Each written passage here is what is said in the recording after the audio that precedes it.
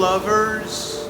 Welcome back to part 2 of our deep dive into the Beach Boys concert, because it got too darn long. If you missed the first half, go back and watch it. Episode 8, this is episode 9. We pick up discussion of the album at Let's Go Trippin'. Let's Go Trippin'. So much to like about this one. First off, another great Mike intro, another great example of what a crack frontman he was in the early days. We all want you to yell something. Yeah, I love that. Yell something. And he does the count off. 1, 2, 2.5. Yeah, if you're 15, well, that's great. You know, these were simpler times. This is live, at least to the best of my understanding. If it isn't, someone could tell me others, but this sounds live, and it sounds great. The sound is massive from Carl. Note the shift in sound. I don't know exactly how this was done, other than I think it was on 3-track tape. And I seem to remember reading at some point that it was 3-track tape, audience, vocal, and band.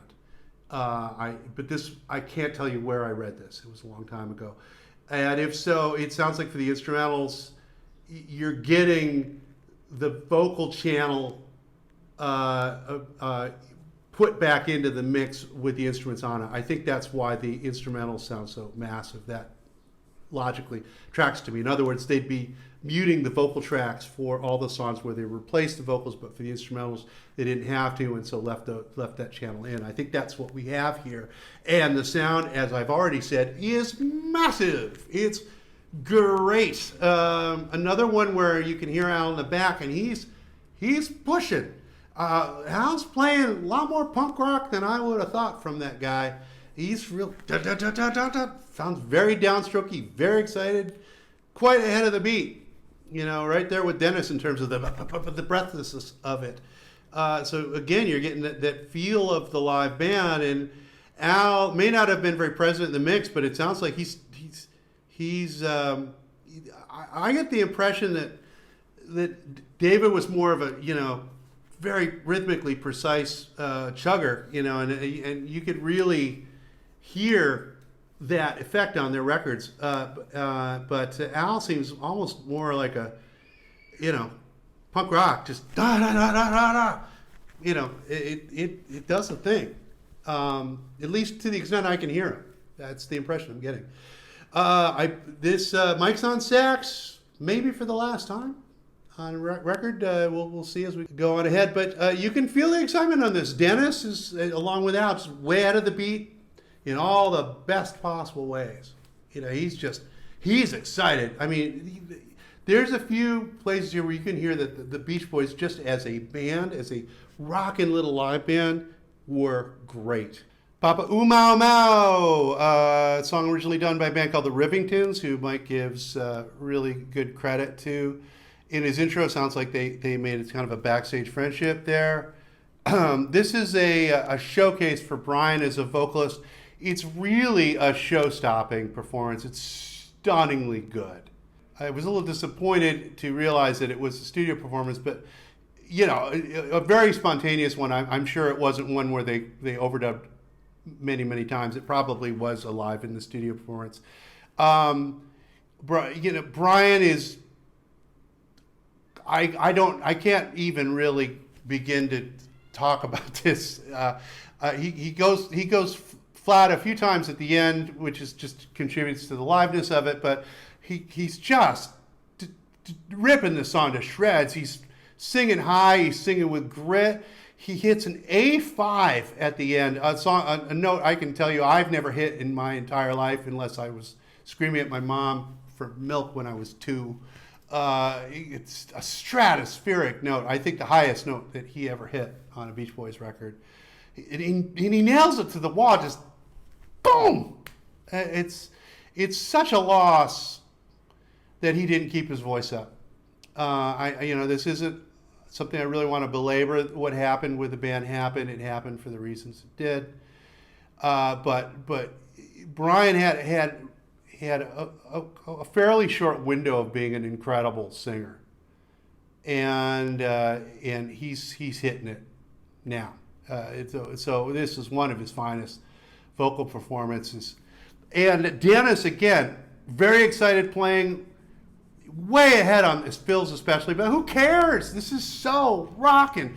And you can hear how great he and Brian were together, because Brian, if you notice, he's always laying back with really simple lines that are rhythmically precise. They just land in the pocket. And it's so nice because you have Dennis pushing ahead, and you have Brian just kind of laying back. It's a little bit like the Fleetwood Mac dynamic between Mick Fleetwood and John McVie. Now, obviously, those guys are much tighter players than Dennis and Brian, but it's that same sort of Brian being in the pocket, Dennis pushing into the stratosphere of just bringing the excitement. You know, one guy just going, yes, yes, yes, we're going. Another guy going, we're staying here. That is one of the most compelling sounds you can have in rock and roll. And, you know, I got to say, Brian, among his many other gifts, he could have been a fantastic bass player. And a lot of you will argue that he was. And yeah, for a minute, he probably touched that. But he just didn't care.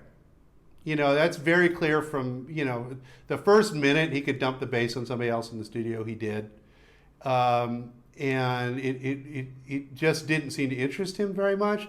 But his feel and his ability, I mean, Carol Kay has commented on his feel before.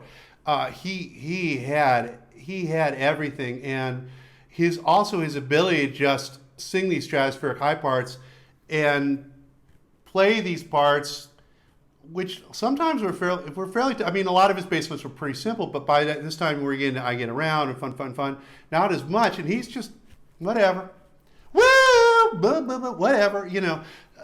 Playing bass and singing in and of itself is something that's beyond the ability of many musicians, because you are playing one melody and singing another. A lot of people just can't do it. Brian, you know, he's just like, okay, fine, I'll do it. I'll sing the hardest part and I'll play all these syncopated lines. Now it may be because that he became this sort of simplistic but deep pocket kind of a player because he couldn't go off script, because the music's so heavily arranged and his own vocals were so demanding. You know, he couldn't do what Dennis is doing, who's not singing, going, no, I'm really excited. Hey, everyone feel this. Brian couldn't do that most of the time. You know, I mean, there are some cases live where you will find him doing that, but Brian probably just couldn't go off like that.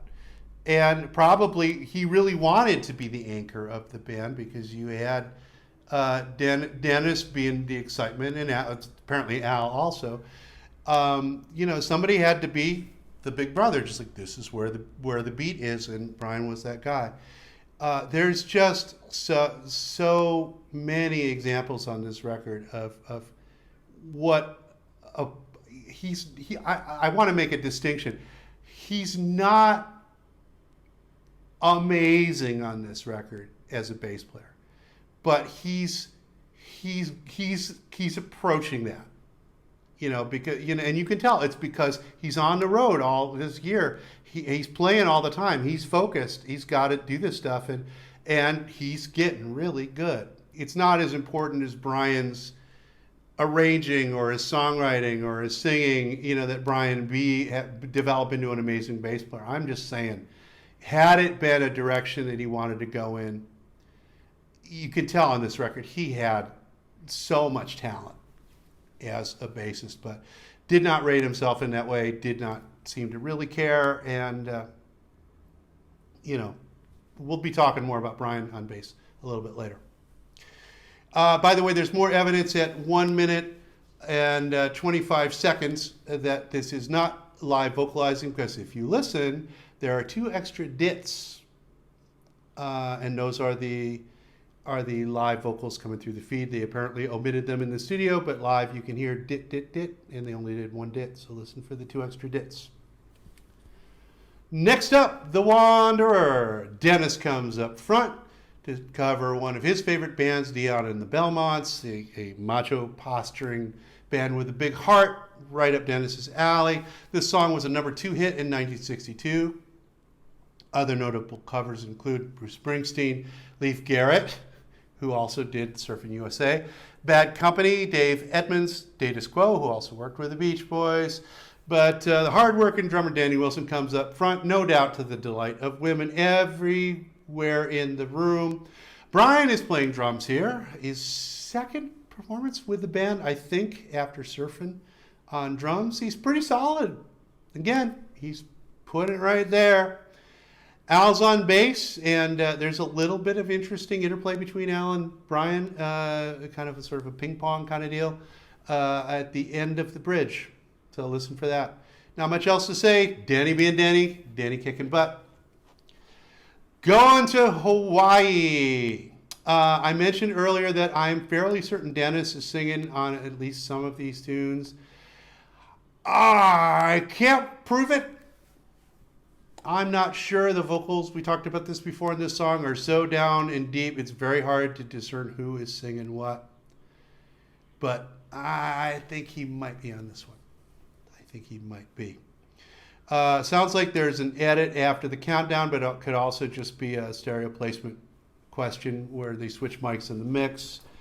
I also want to point that it's nice to hear Dennis on a full kit on one of their deeper original cuts, because in the studio a lot of the time, as we've discussed, he wasn't playing a full kit. He might be playing a snare, or he might be playing partial kit, and then he comes back and overdubs the snare, or they might have recorded him and erased him and put back on the snare for reasons that make no sense to anybody, or Hal Blaine might have overdubbed a second thing or whatever. There are a lot of cases where Dennis didn't get to just play a kit, and here there's a little extra vibe on this version of Hawaii because you don't have that confinement.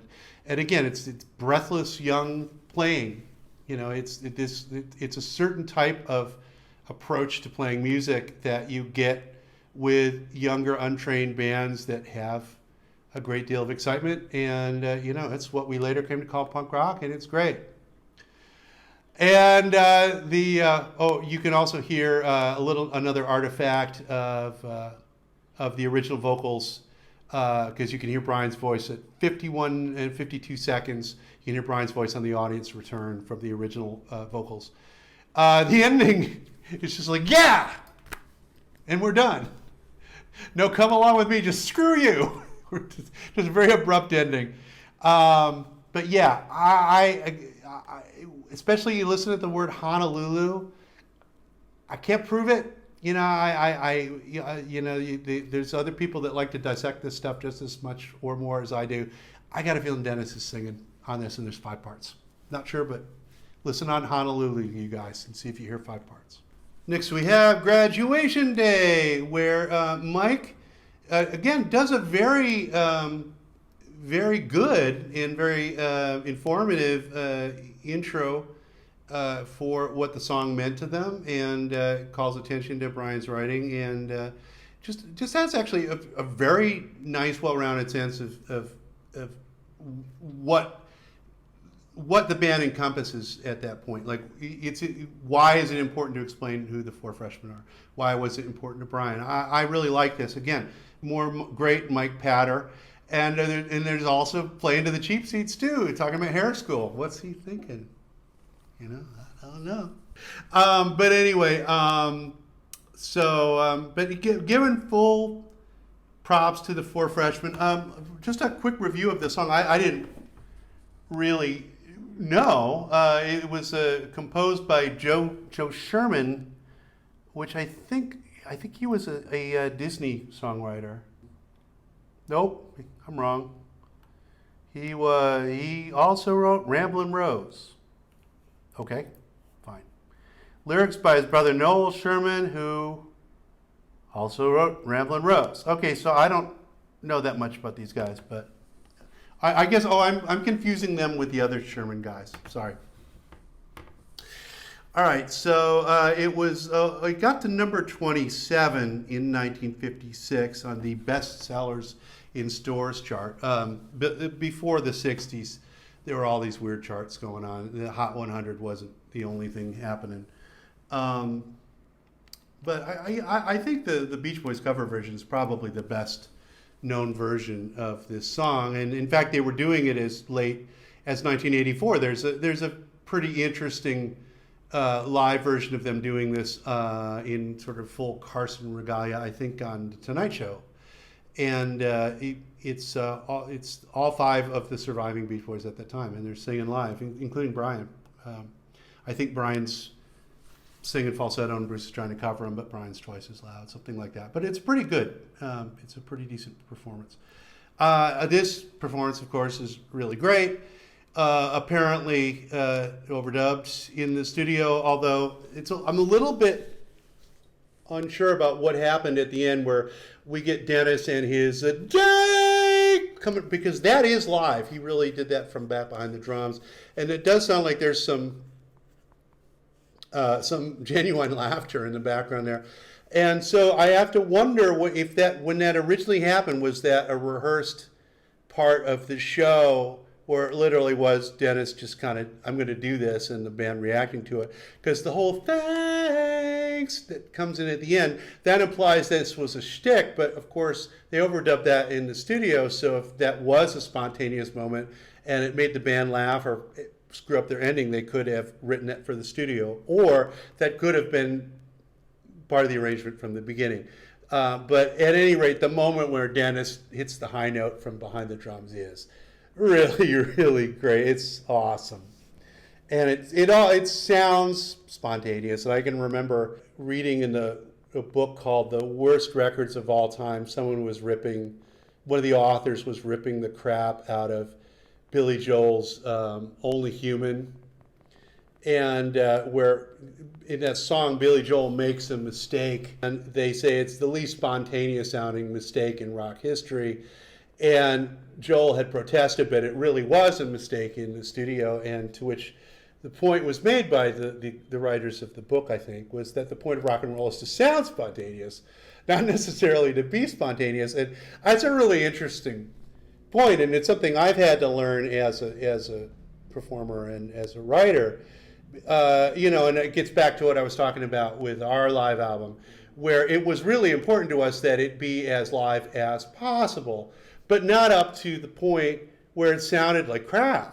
We did actually have to replace some of the vocals, not nearly as many as Mark would have had us do, but a few, because there's a point where the final product, the final effect, is what matters. And in fact, that sums up the whole Beach Boys concert, why this album is great. Does it matter that all the vocals are redone? Kind of not.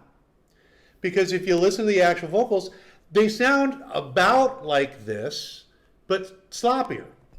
So the vibe is about the same, but it's just not very listenable. You see what I mean? So they went back in, they probably sang these down a couple of times only. I'm sure they didn't do 100 takes of Graduation Day. I'm sure this is still relatively live.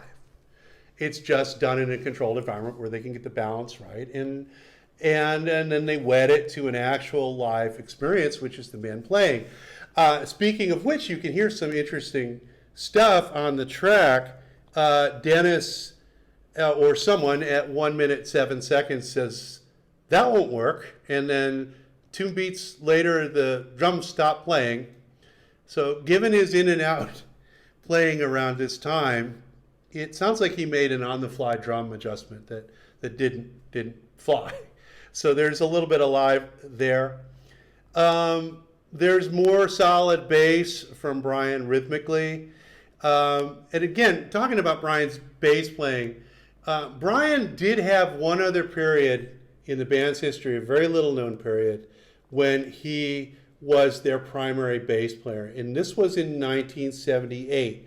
This is not well known because most of the footage of this era has been suppressed. It is not widely available because it was a very tough period for the band. Carl in particular was not doing well. So a lot of that footage has not gone out. But for several tours in 78, Brian was basically the band bass player. He didn't sing a lot, but he played bass on most, if not all, of the songs. and he did a fairly decent job. If you watched him on Sloop John B, or Wouldn't It Be Nice, in those very, very tricky bits, he'll be sitting back on his amp, but he's doing the parts. And it looks like he really enjoyed it. And I get the sense that it was just a fun challenge for him at that period when he was trying to figure out what he was going to do in the band again. He couldn't sing the way he used to. And the band had been going on for a long, long time without him. So it looks like he said, okay, well, I'll be the bass player. And it looked like he took to the challenge and seemed to really enjoy it. And it was apparently Carl that made him stop and put him back behind the piano in his sort of cameo role from then on. And in defense of Carl, the bass wasn't super loud. So, I mean, on the stuff I've been able to see, it looks like Brian's doing a pretty good job. But I'm sure he wasn't playing anywhere near as well as Ed Carter, for example, would have. And there were probably nights when he wasn't playing very well at all. And bass is not an instrument that you can really mess around with. So if you had Dennis on drums and Brian on bass, and it's 1978 when substance abuse is at least lurking in the margins, I can see where Carl would have been uncomfortable and wanted Brian, back in a less central role with the band. But there was a period where Brian was front and center as the bass player in the live band in 1978. He really was doing it, and he was doing a pretty competent job. And I think once again, it was at that moment in time, it was just something that caught his interest. I don't think he took it real seriously, because Earl Mank, he told a story of his practice for the tour was getting his bass out and playing along to the Ronette South book, and that was it. According to Earl, that's all he did. But I was quite stunned and surprised to see this footage of Brian. But that kind of is the end for Brian as a bass player. At that point, there are a couple of apparently scattered times in the studio later when he at least got the bass out, but it's not clear that it ever made it to release. But they're so comfortable as a band at this point. I mean, the great thing is the vocals are almost so tossed off. Like I said, it sounds spontaneous. And there's so many great little moments, like this scoop up to a note that almost sounds like, oh yeah, and it's tossed off, but great. Brian starts messing around in the bridge and weeping and saying, take it away, baby, and apparently clobbering Mike with a microphone, and then enters late, but then the vocal's impeccable. So what are you going to do about that? The scoop at 2:54 is, like I said, really spontaneous sounding, but amazing.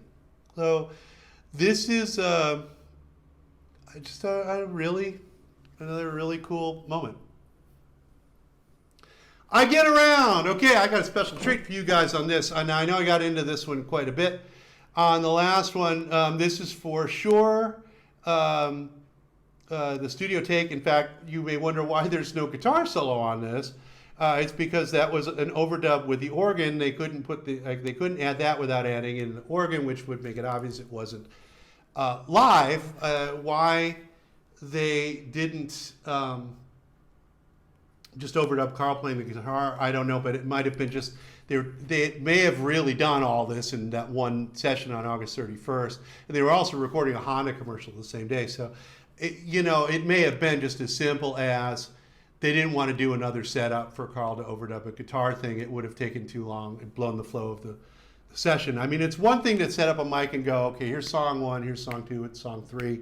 And I've talked a bit before when we talked about the Little Deuce Coupe album, how I didn't really buy that it could have been done that quickly. But that's because those were all mostly new songs to them. So there's a certain amount of time to get up to speed. Now, these were all songs they'd been doing live.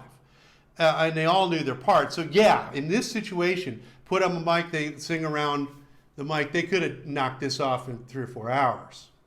Certainly, I think. So there's no mystery about how they could have done this all in a day.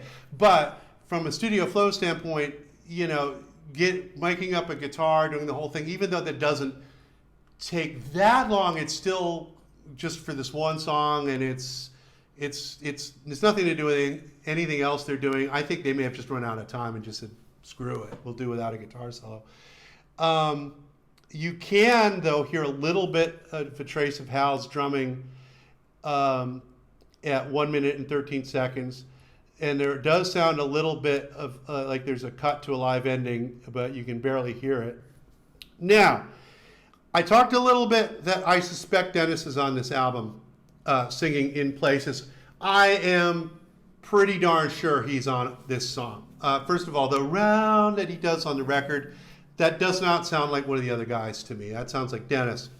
And this gave me a chance to go back and cycle back to the song, because on the last episode, you'll remember I did a bit of a deep dive on I Get Around, and after that episode aired, Darian Sahanaja, who I'm sure you all know, played with Brian for many years, Wonderman's one of the best, if not the single best ear for this stuff that ever was.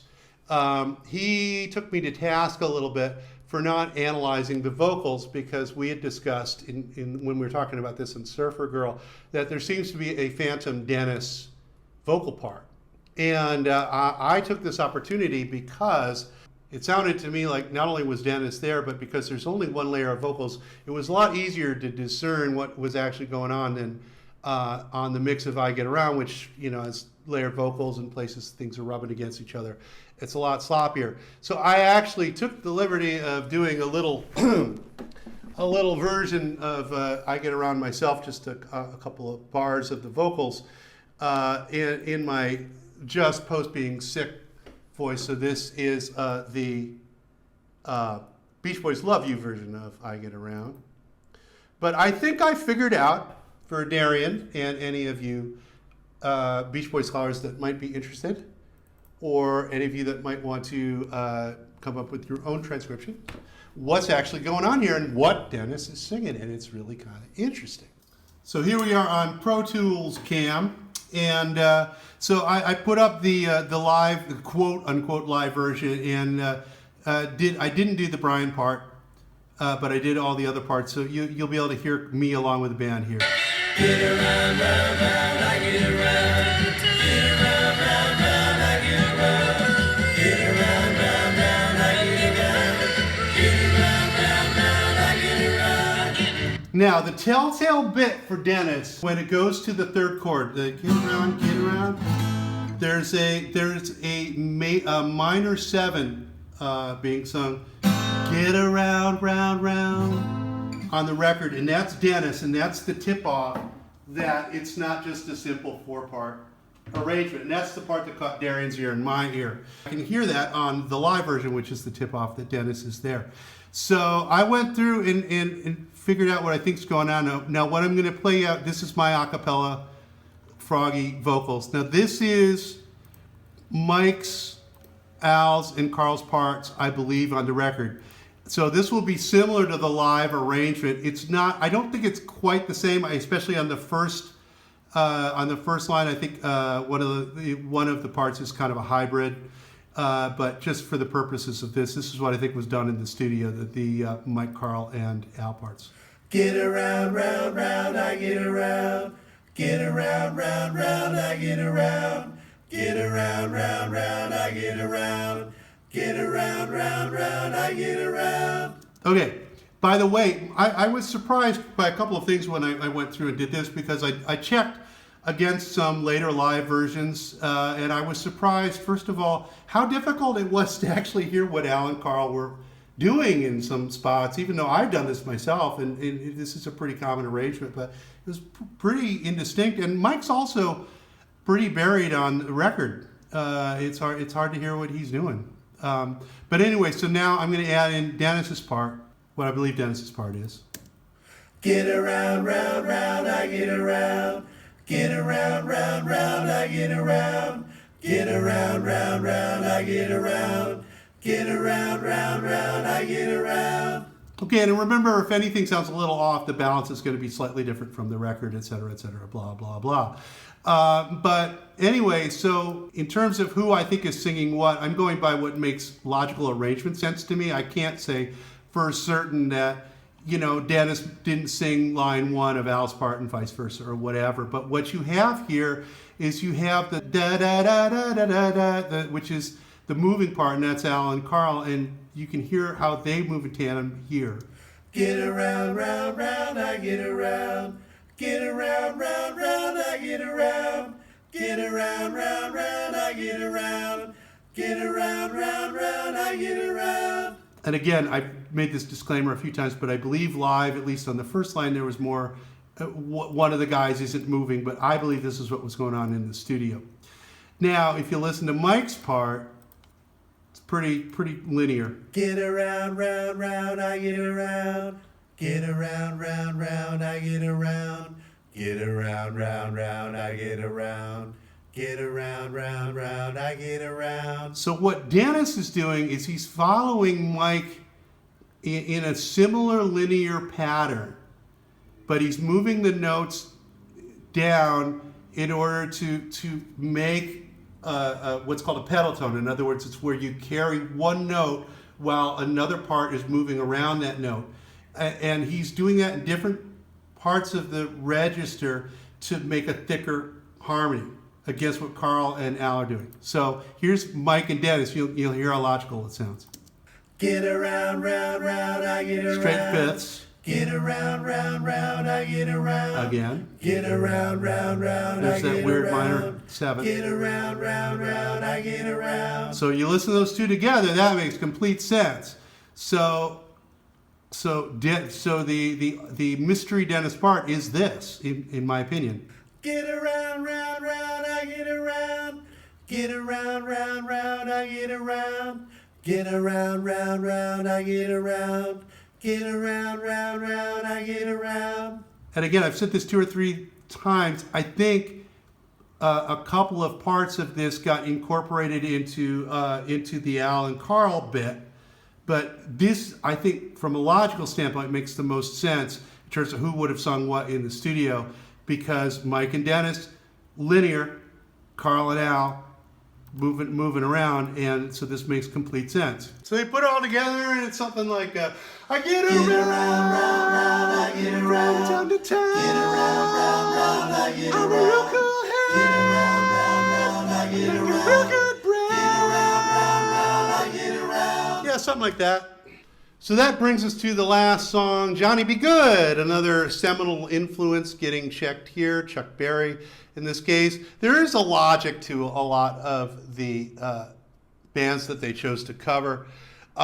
This is, to me, the best performance of the album. It's just bashing. Now, you can barely hear the vocals, and interestingly, there was an attempt made to redo this in the studio. It's not immediately obvious because the vocals are just sort of off in the distance, but it's Brian and Mike singing together, kind of in and out of unison. But I don't know why they didn't use them, because the overdubbed stuff sounded pretty good to me. But this is all live, and it's just all great. Once again, you hear Al. He's very excited. Dun, dun, dun, dun. It's full stereo, and again, whatever they did, however they got this sound, it sounds good. Maybe this is one of the ones where you couldn't really hear the vocals because the audience was screaming so loud or something like that. Brian's bass holding back just kills it. Carl's licks, even though they're really basic, they just tear it up. And then the song just careens to a halt. Why? I mean, they're just... It's just... I'm hairs on the back of my neck. This is such a good performance. And then they stop. Dennis isn't ready to stop. He hits the brakes, but still crashes the barricades, comes to a rest in a field somewhere. But I don't understand the ending at all. It's just like, okay, we're done now. But because they're just... At the moment they decide to stop, they could have easily done another 16 bars of just awesome. But Carl may have run out of licks, or Brian may have just signaled it, or maybe they did a dumb edit because the band started to be less awesome. I don't know why it ends in such a strange, awkward way, but the 1 minute and X seconds this carries on, I'm in love with this performance. Overall, a very interesting album that tells us a lot about who the band really were. It was a huge success. It was reissued many years in the future, including during the dark times when it was hard to get Beach Boys product in the late 60s up to the mid 70s. Pickwick, which was a budget label at the time, reissued it in a cheap truncated version called Wow, Great Concert, and that was available when I was a kid quite a bit.